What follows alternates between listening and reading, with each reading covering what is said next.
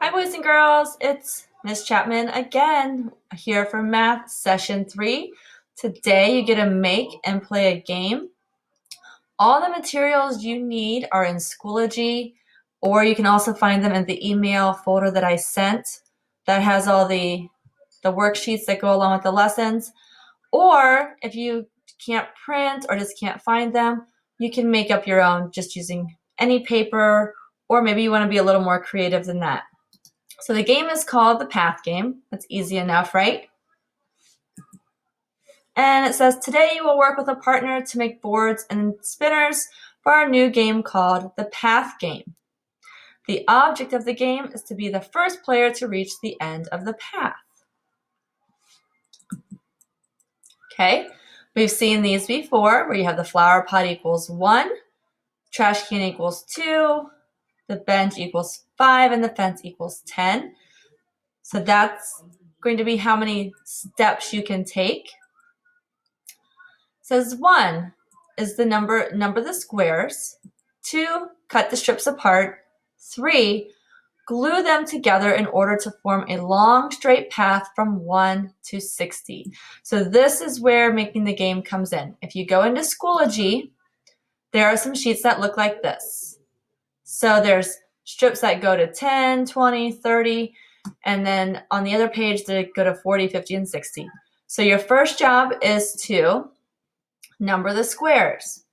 So you would just take a pencil or a crayon, whatever you have at home. I'm going to try to write sideways and just number each square. I didn't do so great on my 4. Which is also great practice for you guys to write your numbers. I'm sure some of you are still making some numbers a little backwards, so make sure you're making them the right direction. So you can practice writing your numbers. And then step 2 is you're going to cut the strips apart. Now, when it says to cut the strips apart, that means you're not cutting each number apart.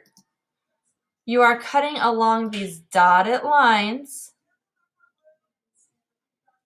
to cut the strips. So you have long strips to make, kind of like if you had Unifix cubes, which some of you always enjoyed playing with in the classroom, you would make a long Unifix cube train. And you do the same thing on the next page. Okay, so that was step 2. So you number, you cut, and then step 3 is you're going to glue. So you put glue, easy enough, where it says glue, and then you put number 11 there, and then you glue and put 21, and then you continue until your strip gets to 60. So that's how you assemble the game board. Okay, the next thing is the spinner. The spinner is also included in Schoology, or you can easily make your own. And you're just going to take a circle. If you don't want to print one out, you can probably take even just a cup or a bowl or something and trace around the outside of it, and then split it into 4 equal pieces. And you're going to label each section for each item on the key.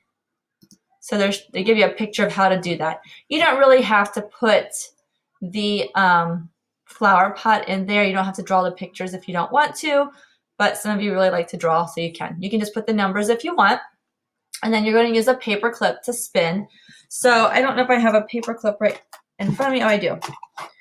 And you should have had a paper clip in the bags that went home.